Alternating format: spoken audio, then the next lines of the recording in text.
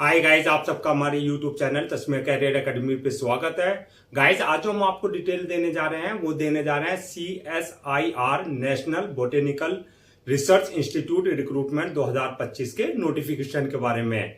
CSIR national botanical research institute ने technicians की, technical assistant की, इसके अलावा जूनियर सेक्रेटरीट असिस्टेंट की 30 वैकेंसीज के लिए अपना नोटिफिकेशन जारी किया है। अगर आप भी इन वैकेंसीज के लिए अप्लाई करना चाहते हैं तो गाइज ये वीडियो आपके लिए बहुत ज्यादा इंपॉर्टेंट है, क्योंकि इस वीडियो में हमने पूरा डिटेल में बताया कि क्या मिनिमम क्वालिफिकेशन मांगी गई है, क्या आपका सिलेक्शन प्रोसेस रहेगा, लास्ट डेट अप्लाई करने की कब है और ऑनलाइन जाकर के कैसे आपको रजिस्ट्रेशन और फॉर्मेलिटीज पूरी करनी होगी।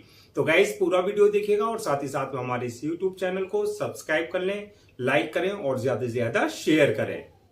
तो गाइस सबसे पहले बात करते हैं इनकी ऑफिशियल वेबसाइट की। इनकी जो ऑफिशियल वेबसाइट है वो है www.nbri.res.in, जहां पर जाकर के आपको रजिस्ट्रेशन और फॉर्मेलिटीज पूरी करनी होगी। रिक्रूटमेंट अथॉरिटी जो रहेगी आपकी CSIR NBRI रहेगी, यानी कि नेशनल बोटेनिकल रिसर्च इंस्टीट्यूट रहेगी।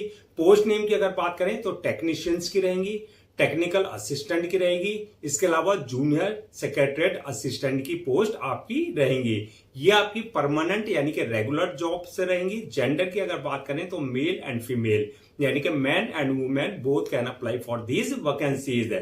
टोटल वैकेंसीज जो है आपका 30 वैकेंसीज के लिए नोटिफिकेशन जारी किया गया है। जॉब लोकेशन की अगर बात करें तो आपका सिलेक्शन होने के बाद जहां जहां CSIR national botanical research institute के आपका जो है यूनिट्स हैं या ब्रांचेस हैं या ऑफिसेज हैं, वहां कहीं भी आपकी पोस्टिंग दी जा सकती है। अप्लाई मोड की अगर बात करें तो आपका ऑनलाइन रहेगा, ऑफलाइन किसी तरह का कोई जो है कॉरेस्पॉन्डेंस नहीं किया जाएगा। रजिस्ट्रेशन जो स्टार्ट हो गए हैं वो 3 मई 2025 से रजिस्ट्रेशन स्टार्ट हो चुके हैं और लास्ट डेट जो है रजिस्ट्रेशन की यानी कि अप्लाई करने की वो है 2 जून 2025। तो 2 जून 2025 से पहले पहले आपको उनकी ऑफिशियल वेबसाइट पर जाकर के अपना रजिस्ट्रेशन और फॉर्मेलिटीज पूरी कर लेनी है। अब बात करते हैं आपका जो रिटर्न एग्जाम डेट होगा उसका क्या, आपका जो है किस डेट में आपका रिटर्न एग्जाम होगा। तो ये आपका मई या जून 2025 में आपका किसी भी महीने में जो है कोई भी डेट आपकी रिटर्न एग्जाम की आ जाएगी। ये आपकी टेंटेटिव रहेगी। एडमिट कार्ड की अगर बात करें, जो भी आपकी एग्जाम डेट आएगी मई या जून की, उससे एक हफ्ते पहले जो आप अपना एडमिट कार्ड इनकी ऑफिशियल वेबसाइट से डाउनलोड कर सकते हैं। अब नेक्स्ट बात करते हैं कि एप्लीकेशन फीस क्या रखी गई है। तो एप्लीकेशन फीस की अगर हम बात करें, अगर आप जनरल, ओबीसी या EWS इस कैटेगरी में अगर आप आते हैं तो आपके लिए एप्लीकेशन फीस 500 रुपए रखी गई है। और अगर आप SC, ST, physical handicap, ex serviceman या फीमेल यानी कि वुमेन इस कैटेगरी में अगर आप आते हैं तो आपके लिए एप्लीकेशन फीस नील रखी गई है, यानी कि आपको एग्जेम्प्टेड रखा गया है। आपको किसी भी तरह की कोई एप्लीकेशन फीस देने की जरूरत नहीं है। पेमेंट मोड की बात करें, यानी कि जो आपका एप्लीकेशन फीस होगा वो ऑनलाइन आपको पेमेंट करना होगा, यानी कि at the time of registration आप अपने debit card, credit card, net banking, UPI या जो भी पेमेंट गेट पे है वहां पर दिया हुआ होगा उसके थ्रू आप अपनी एप्लीकेशन फीस जो है डिपॉजिट कर सकते हैं। नेक्स्ट बात करते हैं कि एलिजिबिलिटी क्राइटेरिया क्या मांगा गया है, यानी कि क्या मिनिमम एजुकेशनल क्वालिफिकेशन मांगी गई है। तो ये क्वालिफिकेशन जो आपकी मांगी गई है ये आपकी पोस्ट वाइज वरीज करेगी। अगर आप टेक्निकल असिस्टेंट की पोस्ट के लिए अप्लाई कर रहे हैं तो आपके लिए जो एप्लीकेशन फीस रखी गई है वो BSc, या तो आपने BSc किया हुआ हो इन रिलेवेंट सब्जेक्ट में या आपने डिप्लोमा इन इंजीनियरिंग में कर रखा हो, ये है आपका टेक्निकल असिस्टेंट की पोस्ट के लिए। और अगर आप टेक्नीशियन की पोस्ट के लिए अप्लाई कर रहे हैं तो टेक्नीशियन की पोस्ट के लिए 10th class passed from recognised board plus ITI in relevant trade में, 10वीं पास कर रखा हो प्लस आपका जो ITI होना चाहिए रिलेवेंट ट्रेड में, या फिर अगर आपने ये नहीं कर रखा तो आप 12th class passed from recognised board और इंस्टीट्यूशन से आपका होना चाहिए, यानी कि आपने 12th कर रखा हो। और अगर आप अप्लाई कर रहे हैं जूनियर सेक्रेटरीट असिस्टेंट की पोस्ट के लिए तो आपका जो है 12th class passed from recognised board plus आपका कंप्यूटर टाइपिंग स्किल आपको आनी चाहिए, यानी कि आपका 12वीं पास हो और कंप्यूटर टाइपिंग स्किल आपको आनी चाहिए, यानी कि स्टेनो यानी कि टाइपिंग स्पीड आपकी ऑन कंप्यूटर अच्छी होनी चाहिए। यानी कि 10th वालों के लिए भी आपकी वैकेंसीज है, 12th वालों के लिए भी है, ITI वालों के लिए भी है और बैचलर डिग्री वालों के लिए भी है। और प्लस आपका रिलेवेंट जो है फील्ड में आपके पास एक्सपीरियंस होना चाहिए। अब नेक्स्ट बात करते हैं कि आपका एज लिमिट क्या रखी गई है। तो एज लिमिट भी आपकी पोस्ट वाइज वरीज करेगी। मिनिमम 18 साल और मैक्सिमम 31 साल मांगी गई है। 18 और 31 के बीच में अगर आपकी एज है तो आप इन वैकेंसीज के लिए अप्लाई कर सकते हैं। एज रिलैक्सेशन की अगर बात करें तो as per government rules and regulation जो आपके रिजर्व कैटेगरीज वाले हैं, जैसे आपका एससी हुआ, एसटी हुआ या ओबीसी हुआ, उनको जो एज रिलैक्सेशन दिया जाता है एज पर गवर्नमेंट नॉर्म्स, उनको प्रॉपर एज रिलैक्सेशन दिया जाएगा। नेक्स्ट बात करते हैं कि आपका सिलेक्शन प्रोसेस क्या रहेगा। तो सिलेक्शन प्रोसेस की अगर हम बात करें तो इसमें मल्टीपल स्टेजेस रहेंगी।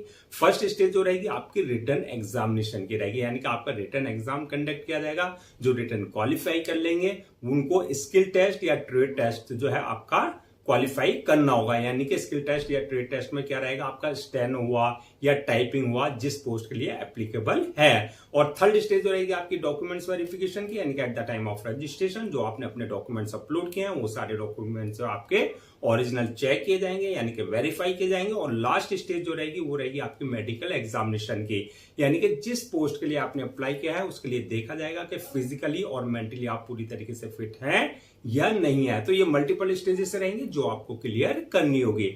अब नेक्स्ट बात कर लेते हैं कि जो आपका रिटन एग्जाम होगा उसका क्या एग्जाम पैटर्न होगा, क्या उसका सिलेबस रहेगा।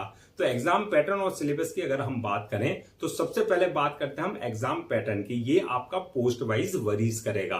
तो एग्जाम पैटर्न अगर आप टेक्निकल असिस्टेंट की पोस्ट के लिए पेयर हो रहे हैं तो आपका जो एग्जाम पैटर्न रहेगा वो एमआर शीट बेस्ड आपका एग्जाम होगा, यानी कि आपका ऑफलाइन एग्जाम कंडक्ट किया जाएगा। क्वेश्चन के जो होंगे आपके ऑब्जेक्टिव टाइप होंगे, यानी कि MCQ type, multiple choice questions होंगे।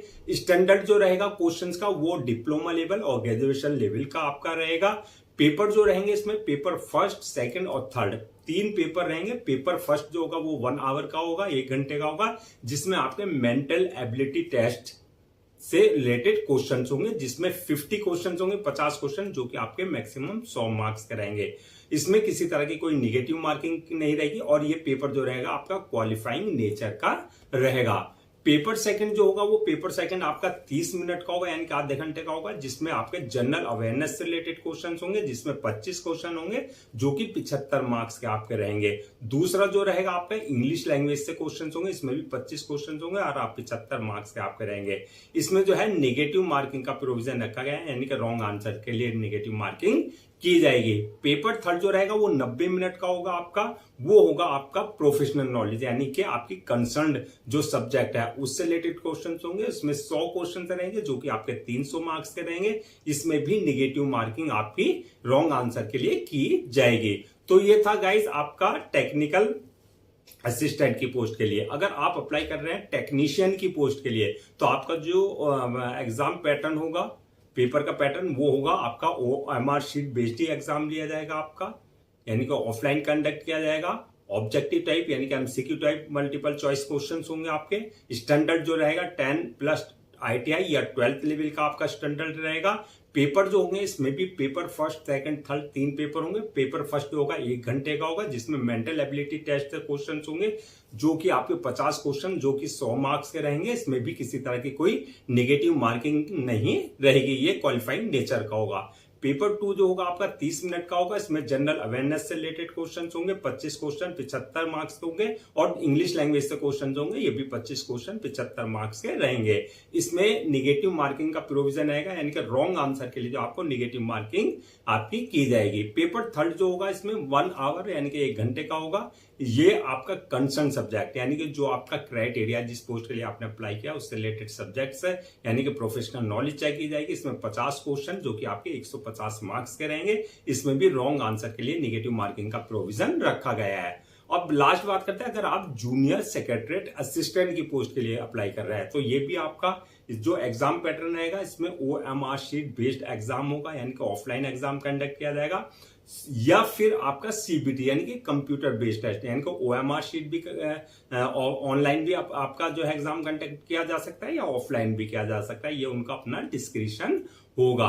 ऑब्जेक्टिव टाइप आपके क्वेश्चन होंगे, इनका मल्टीपल चॉइस क्वेश्चंस होंगे। जो स्टैंडर्ड रहेगा पेपर का वो 12th लेवल का रहेगा, यानी कि 12th लेवल के आपके क्वेश्चंस पूछे जाएंगे। इसमें 2 पेपर से आपके रहेंगे, पेपर फर्स्ट और पेपर सेकंड। पेपर फर्स्ट जो रहेगा 90 मिनट का रहेगा, जिसमें जो है आपका मेंटल एबिलिटी टेस्ट होगा, जिसमें 100 क्वेश्चन जो कि 200 मार्क्स के रहेंगे, इसमें नेगेटिव मार्किंग नहीं रहेगी। ये आपकी क्वालिफाइंग नेचर का होगा। पेपर 2 जो होगा आपका सॉरी 1 घंटे का रहेगा, जिसमें आपका जनरल अवेयरनेस से रिलेटेड क्वेश्चंस होंगे 50 क्वेश्चन और 150 मार्क्स के होंगे, और इंग्लिश लैंग्वेज से रिलेटेड क्वेश्चंस होंगे जो कि 50 क्वेश्चंस होंगे, 150 ही मार्क्स वो रहेंगे। इसमें भी नेगेटिव मार्किंग यानी कि रॉन्ग आंसर के लिए जो है नेगेटिव मार्किंग का प्रोविजन रखा गया है। तो ये आपका एग्जाम पैटर्न और एग्जाम जो आपका सिलेबस रहेगा, जहां जहां से आपके क्वेश्चन पूछे जाएंगे। अब नेक्स्ट बात करते हैं सैलरी एंड अलाउंसेस की। तो सैलरी अलाउंसेस की अगर बात करें तो ये भी आपकी पोस्ट वाइज वरीज करेगी। अगर आपने अप्लाई किया है टेक्निकल असिस्टेंट की पोस्ट के लिए, तो आपकी बेसिक पे जो 35,400 से लेकर के 1,12,400 तक रहेगी। और आपने अगर अप्लाई किया है टेक्नीशियन एंड जो आपके जेएसए की पोस्ट है, उसके लिए जो है आपका बेसिक पे जो रहेगी 19,900 से लेकर के आपका 63,200 तक रहेगी। यानी कि सिलेक्शन होने के बाद जो आपका जैसे जैसे आपका एक्सपीरियंस हो जाएगा, उसके अकॉर्डिंग आपका जो है प्रमोशन और इंक्रीमेंट होता रहेगा। अलाउंसेस और अदर्स बेनिफिट्स की अगर बात करें तो एज पर कंपनी नॉर्म्स जो एक एम्प्लॉय को दिए जाते हैं, वो प्रॉपर आपको जो है अलाउंसेस और अदर्स बेनिफिट्स दिए जाएंगे। अब बात करते हैं कि आपकी जो 30 वैकेंसीज, अगर हम इनको पोस्ट वाइज आपका ब्रेक डाउन करें, तो इसमें टेक्निकल असिस्टेंट की पोस्ट के लिए 9 वैकेंसीज हैं, टेक्नीशियन की पोस्ट के लिए 18 वैकेंसीज है, और जूनियर सेक्रेटरी असिस्टेंट की पोस्ट है यानी कि जेएससी की पोस्ट के लिए 3 वैकेंसीज रखी गई हैं। इस तरीके से आपकी 30 वैकेंसीज, 30 वैकेंसी जो आपकी जो है वो की जाएगी, यानी कि आपका जो है फिल की जाएगी। अब बात कर लेते हैं आपका कि अप्लाई करने से पहले क्या क्या डॉक्यूमेंट्स आपको रेडी रखना है। तो डॉक्यूमेंट्स की अगर बात करें, सबसे पहले जो आपके एकेडमिक सर्टिफिकेट्स हैं, चाहे वो 10th की मार्कशीट या ये मार्कशीट या सर्टिफिकेट है, या 12th की मार्कशीट या सर्टिफिकेट है, या आपका जो प्रोफेशनल डिग्री, चाहे आपका आईटीआई है, चाहे आपका ग्रेजुएशन है, बैचलर डिग्री है, चाहे वो आपने सेमेस्टर वाइज किया है, चाहे ईयर वाइज किया है, वो सारे डॉक्यूमेंट्स आपको पहले से स्कैन कॉपी करा करके रखना है। इसके अलावा अगर आपका एक्सपीरियंस सर्टिफिकेट आपके पास, तो कंसर्न अथॉरिटी और कंसर्न डिपार्टमेंट से आपके पास जो है एक्सपीरियंस सर्टिफिकेट आपके पास होना चाहिए। इसके साथ साथ जो आपका बर्थ सर्टिफिकेट, 10th की मार्कशीट में अगर आपका डेट ऑफ बर्थ अगर मेंशन नहीं है, तो बर्थ सर्टिफिकेट आपके पास कंसर्न अथॉरिटी से होना चाहिए। इसके अलावा कास्ट सर्टिफिकेट, यानी कि अगर आप किसी तरह का SC ST OBC का कोई भी कास्ट बेस्ड पे अगर रिजर्वेशन ले रहे हैं, तो आपके पास कंसर्न अथॉरिटी से या डिपार्टमेंट से आपके पास कास्ट सर्टिफिकेट होना चाहिए, डोमिसाइल होना चाहिए। इसके अलावा जो आपका फिजिकल हैंडीकैप का अगर आप किसी भी तरह का कोई रिजर्वेशन ले रहे हैं, तो डिसएबिलिटी सर्टिफिकेट आपके पास जो है कंसर्न अथॉरिटी से आपके पास होना चाहिए। इसके अलावा जो है आपका इनकम सर्टिफिकेट, यानी कि अगर आप EWS यानी कि इकोनॉमिकली वीकर सेक्शन का किसी भी तरह का कोई जो है आप रिजर्वेशन ले रहे हैं, तो इनकम सर्टिफिकेट आपके पास जो है कंसर्न अथॉरिटी से आपके पास होना चाहिए। इसके अलावा passport size photo, signature, thumb impression, ये सारे डॉक्यूमेंट जो है आपको पहले से स्कैन कॉपी करा करके रखने हैं। अब नेक्स्ट बात कर लेते हैं कि आपका अप्लाई करने का क्या प्रोसीजर रहेगा। तो अप्लाई करने का, जैसे कि हमने स्टार्टिंग में बताया था, पूरा प्रोसेस जो रहेगा आपका ऑनलाइन रहेगा।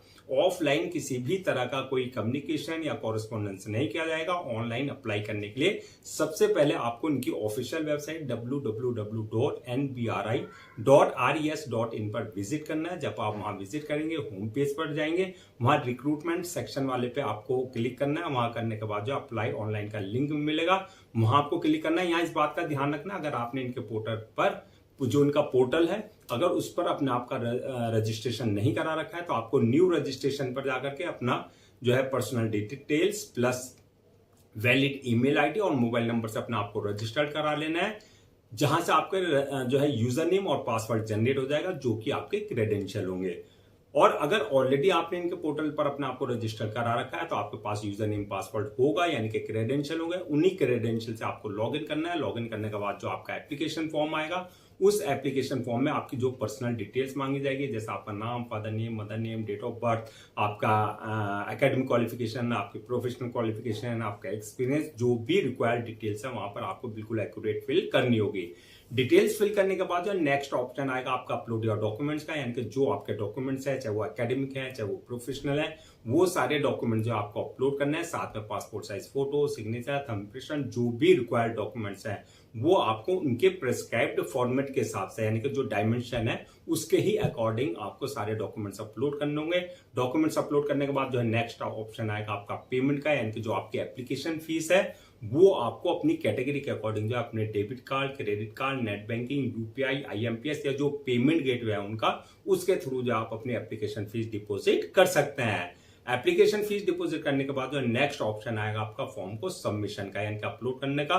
फॉर्म को सबमिट करने से पहले एक बार रिव्यू वाले ऑप्शन में जाकर के पूरा फॉर्म का आप रिव्यू कर लें। जो आपने डिटेल्स फिल की है उसमें किसी तरह की कोई मिस्टेक तो नहीं किया है। रिव्यू करने से पहले जो है, रिव्यू करने के बाद जो है फॉर्म को आप जो है सबमिट कर दें, और सबमिट करने के बाद जो है उसकी 1 या 2 कॉपी जो है प्रिंट आउट जरूर ले लें for your future reference, so that आपके पास जो है एक हार्ड कॉपी के रूप में एक ऑफिशियली रिकॉर्ड आपके पास हो जाए। तो गाइज ये थी आपकी CSIR national botanical research institute यानी कि NBRI रिक्रूटमेंट 2025 के नोटिफिकेशन के डिटेल्स।